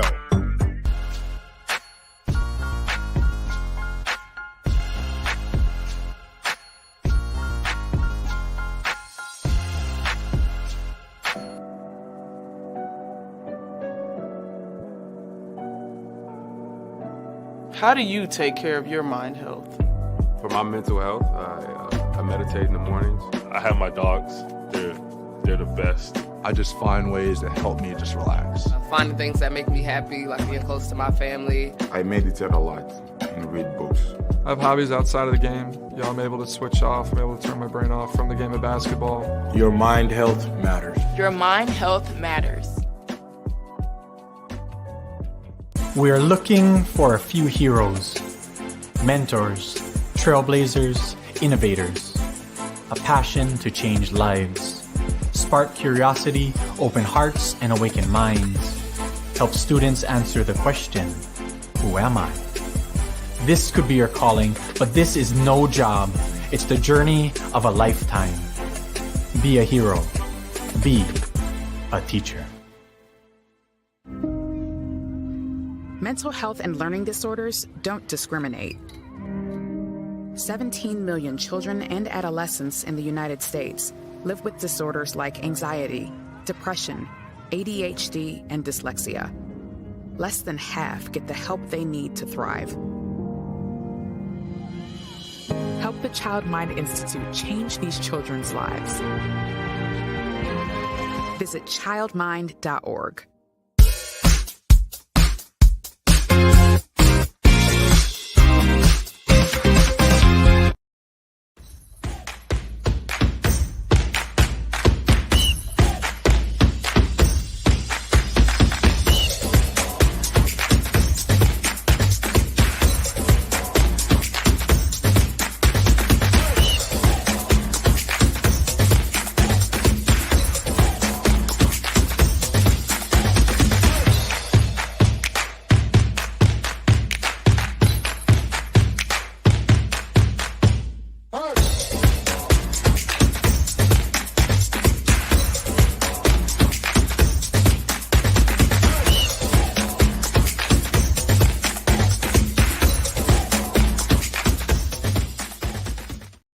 Welcome back to Shawn and Maya in the morning on Sports Zone Chicago. Those clips courtesy of the Chicago Bears and their media team.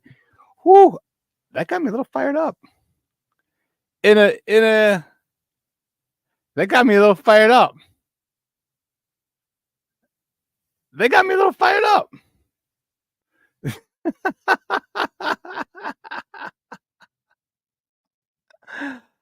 I am looking forward to this upcoming season.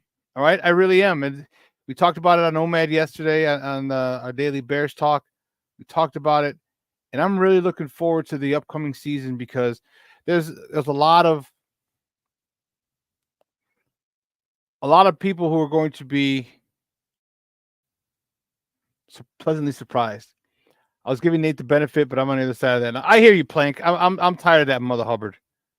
I'm tired of it. You're getting paid $10 million a year, Papa. Okay? Show us that you give a damn. Show your teammates that you give a damn. Be at all these functions. Do more than necessary.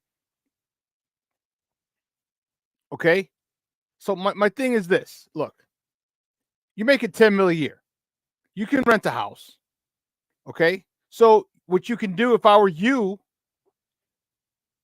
rent the house, get your kid, get your wife, your kid, get her involved in the year. So you're going to be here for 2 years, at least. Third year, we don't know.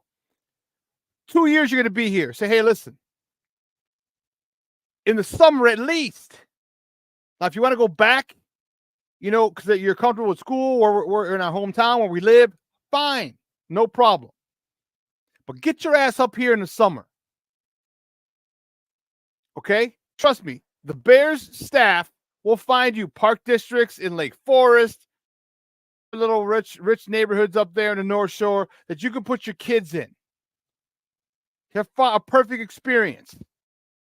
All right, you want to go travel? No problem. You go on vacation, but come back here. And you not wanting to do that after they gave you $10 million a year is ridiculous.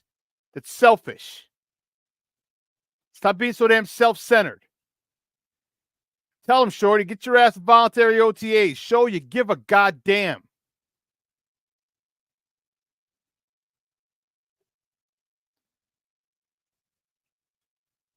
I hope so. Cornelius, I hope he has options. Good options, not just options. You always have options. My guy Junior, look at I played O-line and couldn't stand not being out there with my teammates. We were a unit and we played together for 5 seasons and we knew each other so well we never bumped into each other. Because of the chemistry you built. Because you gave a damn. Every single one of your offensive linemen they gave a damn. I just, to me, that bugs me. They believed in you. They trusted in you to give you $10 million a year for 3 years.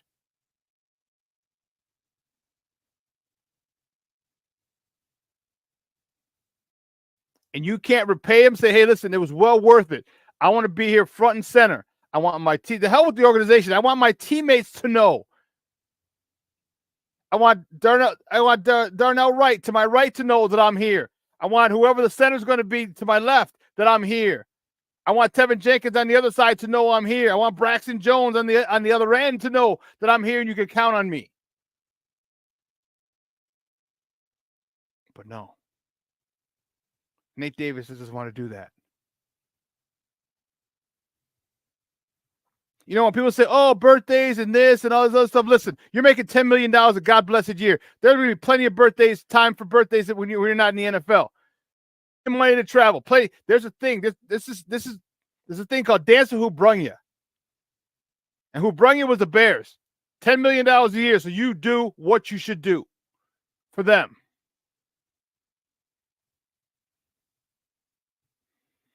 That was his knock coming out of Tennessee. That same thing. I don't know. To me, Nate Davis is not doing as much as he to endear himself to his teammates. More importantly, his offensive line fraternity.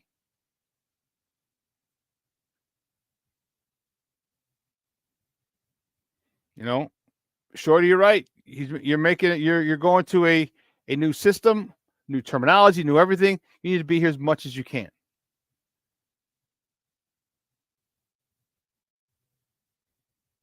I just don't think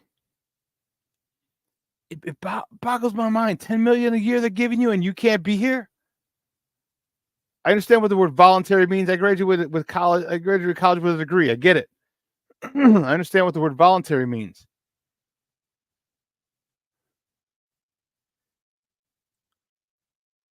But I'd be front and center all over the place. Because this is how you know some people were raised different.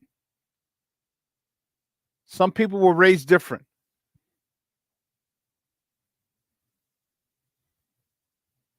Because there's no reason that you shouldn't be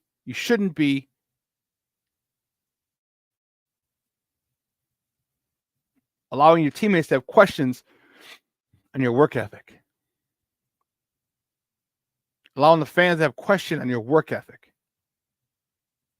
No reason. Not a $10 million a year. Hell, just being in the NFL, you're set for life. That bugs me. We talked about one of the things we talked about yesterday is this offensive line good enough for Caleb? I say yes.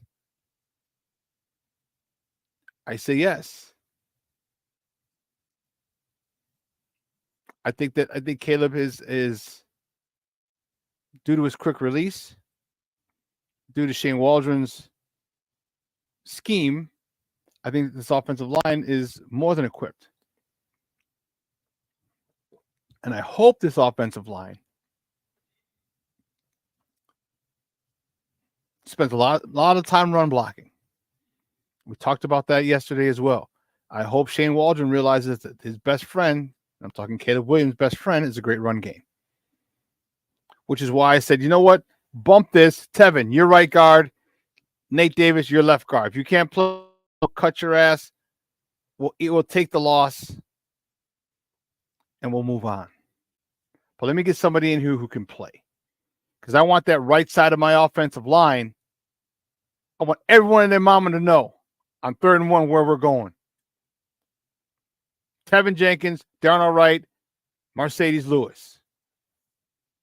Cole Kmet, Gerald Everett in motion with Kari Blasingame leading the way. We're coming.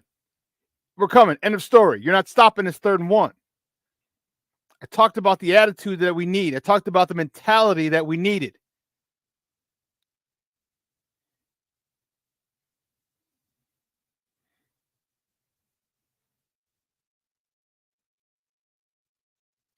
You know, you're a team player. You don't want to show up. You don't want to do more than necessary. Then guess what? The Bears shouldn't do more than necessary for you either anymore.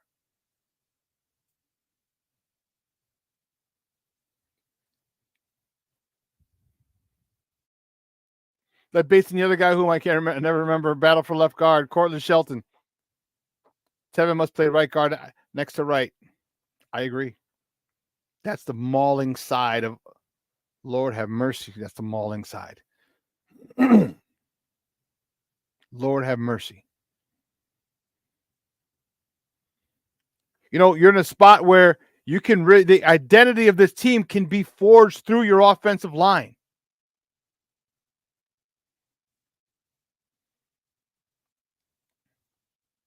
It can be forged through it.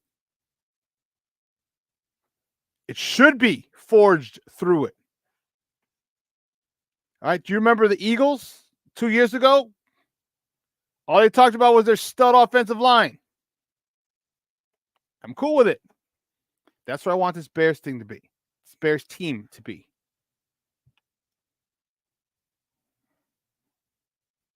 You know, and the more and people, I don't know if you understand it. Some people do. Many people do. But the more you run the ball, do you realize how amazing, how much easier it's going to be to pass if they can't stop your run? You realize how easy it's going to be to sneak a tight end past the linebackers? We just talked it. 3rd and short. Tevin Jenkins, right guard. Darnell Wright, right tackle. Mercedes Lewis. Cole Kmet in motion. Kari Blasingame behind. Boop. Fake the handoff. Dump it to Blasingame in the flat.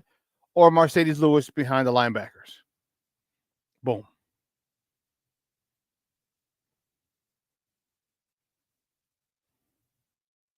After you pound them 3 or 4 times.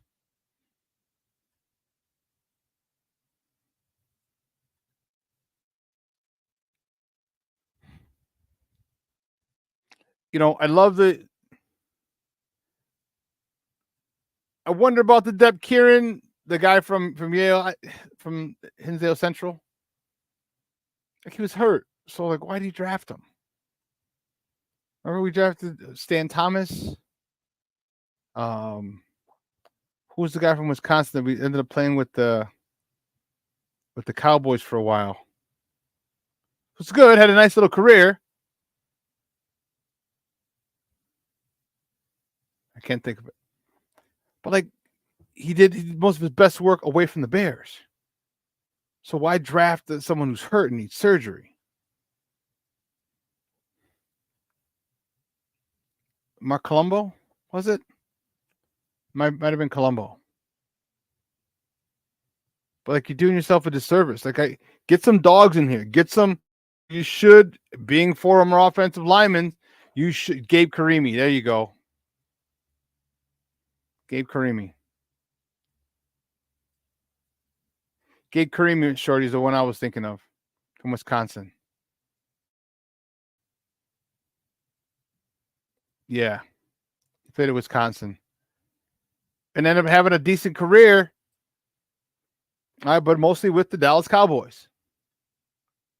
Not here, the team that drafted him.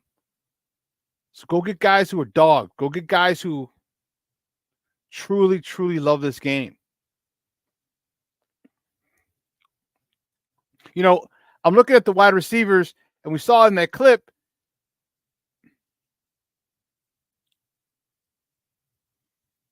passes to DJ Moore, passes to Rome Odunze, to Gerald Everett. I love the weapons. I think the more you run the ball,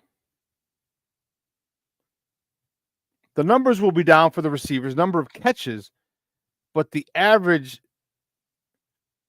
your average reception, average yards per catch is going to be through the roof.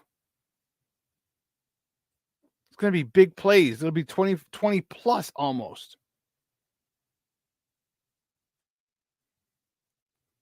Especially for someone like Rome Odunze, who's going to be getting the third best cornerback on the team at best.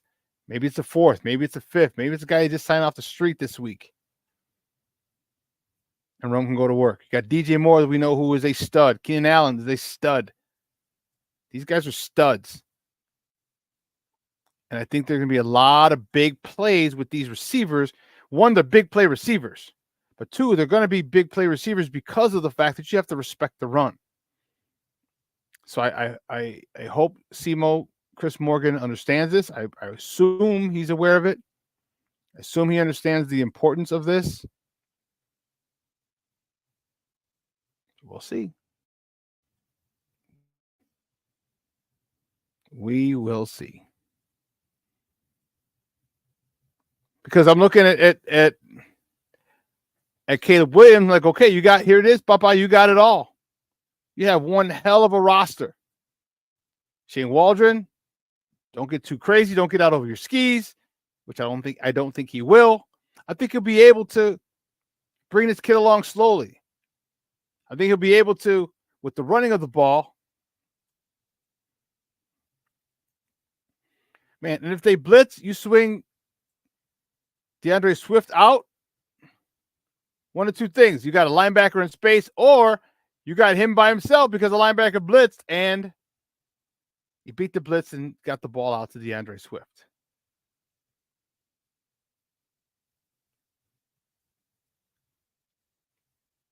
How soon can Caleb get a true grasp of this offense? Probably not until next year.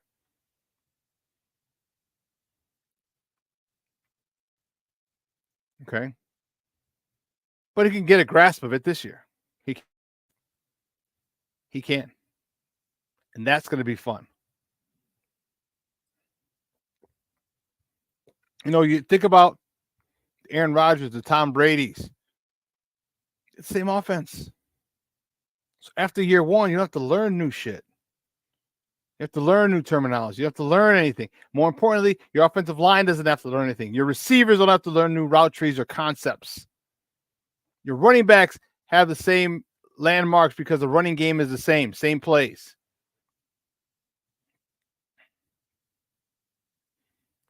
Well, Shorty, if they get to the Super Bowl, then he will definitely have the offense down. He'll definitely have the offense down.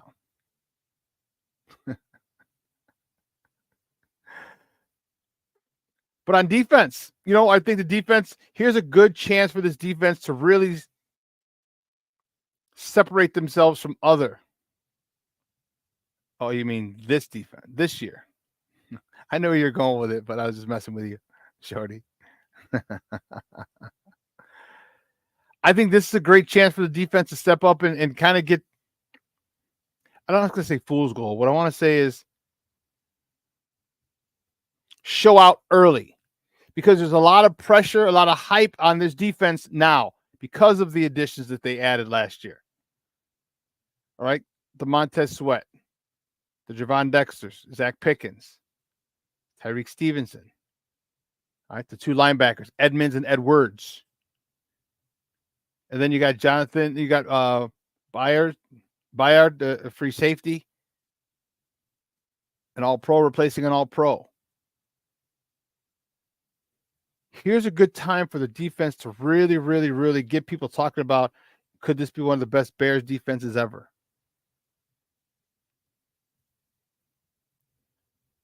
Because if you are, you're taking a lot of pressure off this offense. You're taking a lot of the spotlight off this offense. You're taking a lot of the scrutiny off this offense. Because if the offense can give you 14 points, 21 points, and you account for 3 to 7 points, maybe not score a touchdown every game because that's unrealistic, but you get a turnover and you set them up inside the red zone. So you know you're going to get at least a field goal. If the defense sets up 3 to 10 points a game, whether it's actually scoring or field position, turnovers, scoop and score, scoop and, advance, you're not going to worry about this offense. And it makes it easier for this offense to flow when your defense sets you up. Think about having to go 35 yards for a touchdown. Think about having to go 50 yards for a touchdown. Think about having to go 36 yards for a touchdown. 18 yards for a touchdown.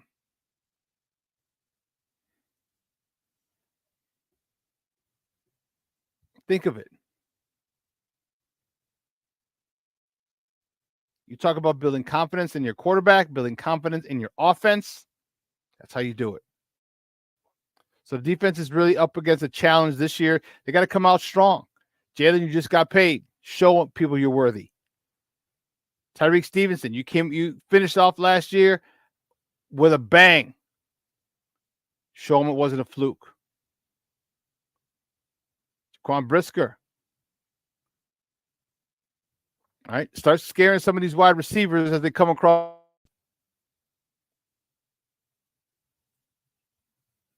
Kind of Gordon. Keep being the pain, become a bigger nuisance to receivers in the slot.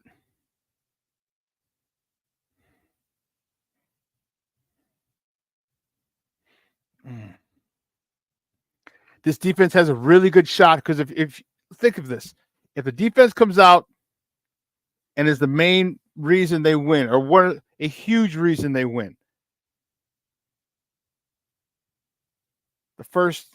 remember, they can go down. Here's a big statement. You go down, you shut down the Houston Texans week 2 in Houston. After beating Tennessee in the opening week, this defense is going to get talked about a lot. More than it's talked about already. And that's what I want. That's what I want. I want this defense to come say, hey, listen, we got you, offense. We're going to let the NFL just know as soon as this offense catches up, it's a problem for you. A bigger problem for you because we as a defense are a problem for you right now. And if you can get this offense to come along, take all the pressure off it, and everyone's focusing on how good the defense is, how good Montez Sweat is, how big of a jump Javon Dexter has taken, how big of a impact Austin Booker is making and third downs, get him 4 to 6 sacks. What? Billings stuffing the run.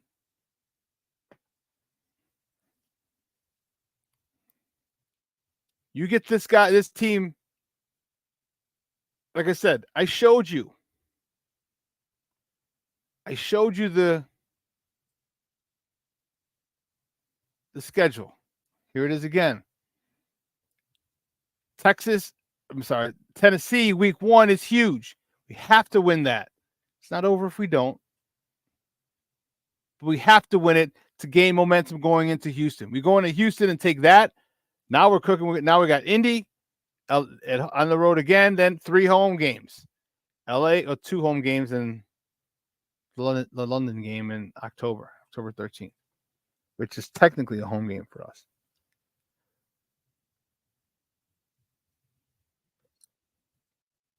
Hit your bye: Washington, Arizona, New England. 3 teams that are subpar. I'm telling you, I had 7-2. Difficult getting that second loss. I really had a problem trying to find 3 losses in those first 9 games.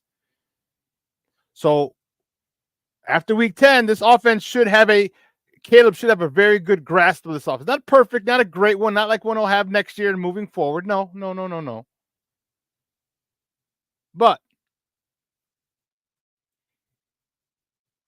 he'll be a lot more comfortable in this offense after week 10. And now you can start adding things to the playbook.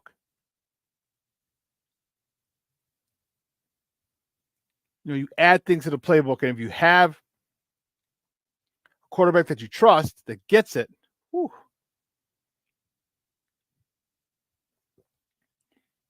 So we need to see. And it's a little frustrating talking about it because you know what? We're all so excited about the way this has been built. Okay? And we're anxious because it's been a long time. It's been a long time since people had the Bears on their lips talking about them. It's been a long time.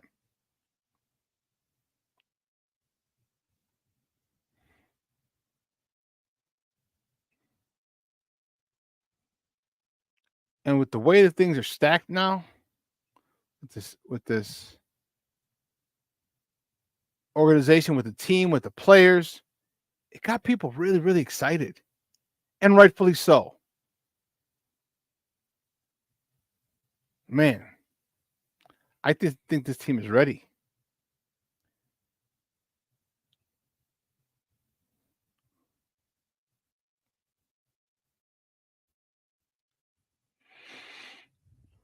Could you just imagine a 7-1 start with Caleb and the D playing great, like 7 convincing wins? It would feel like the moment has to return. I don't know if it would feel that great, but it'll feel great.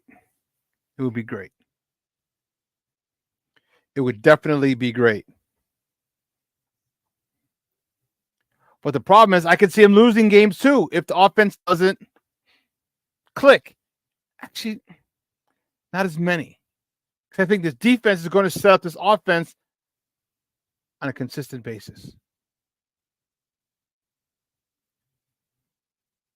Got some dogs on that defense, man. We got some dogs on this defense. I have not said that in a while, and I'm excited. The 2 cornerbacks, Stevenson, Jalen, the nickel, Kyler Gordon, safeties, Byard, Brisker.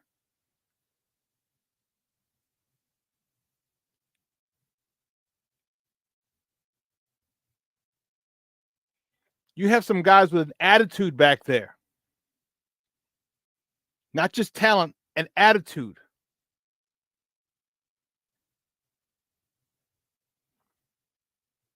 I told you I could see a 9-0 start. Not realistically, or I should say it's not realistic. I just think there's going to be too many bumps in the road, injuries, things like that.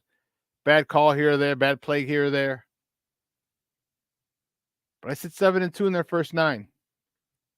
7-2 before you go into your remaining games, where all your division schedule is in those remaining 8 games.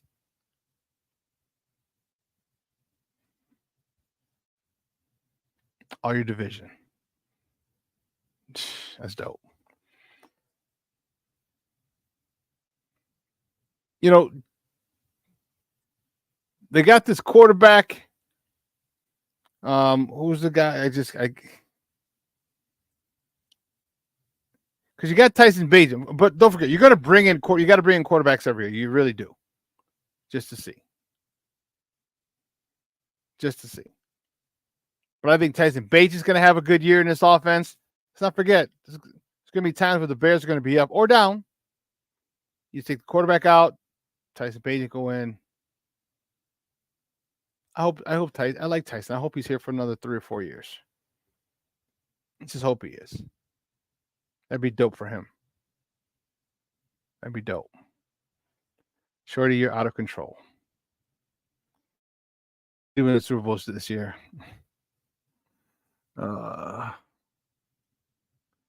If they did, I highly, highly, highly doubt that they will. Just saying. Anyway. Hey, listen, 2 hours is come and gone. Woo-wee! I want to thank my guest, Mark Gonzalez, Chicago baseball sports writer, for coming on, joining me today, talking White Sox and Cubs. I want to thank you. Guys, I missed you. All right, I'll be back next Wednesday here on Sports Zone Chicago. All right, you can catch me on Tuesday at 3 p.m. Central on Nomads Network. We're gonna get it set up to make sure it's back streaming consistently on our Roku channel. There's been an issue with it when I'm doing my Nomad show with Nomad. So we'll get that together, get that going. All right. Phenomenal weekend as well. If you're going to be around the Chicagoland area, it's going to be hot the rest of the week. Okay, it's 87 degrees now, and it's 11 o'clock. All right. I have to go get the warden from CrossFit. But enjoy the rest of the week. Enjoy the rest of your day. Make sure you tell your loved ones that you love them. Let them know, because you know what? Tomorrow is not promised. All right, so for everyone here at Sports Zone Chicago, Elliot Baez, our executive producer, Clarence Council, our social media guy, and my co-host, Maya Akai. I'm your boy, the Superback, Shawn Sierra. Guys, have a phenomenal day. All right, there'll be reruns on Friday and Monday. Okay, and then I'll be back again next Wednesday here with you. I missed it. Man, call your husbands, call your wives, call your sons, call your daughters. We'll be back next Wednesday. I want a crazy show with all my peoples, so I can say hi to. All right? Oh, my time has come. Guys, everyone have a phenomenal day. This is your boy, the Superback. Guess what? I am out.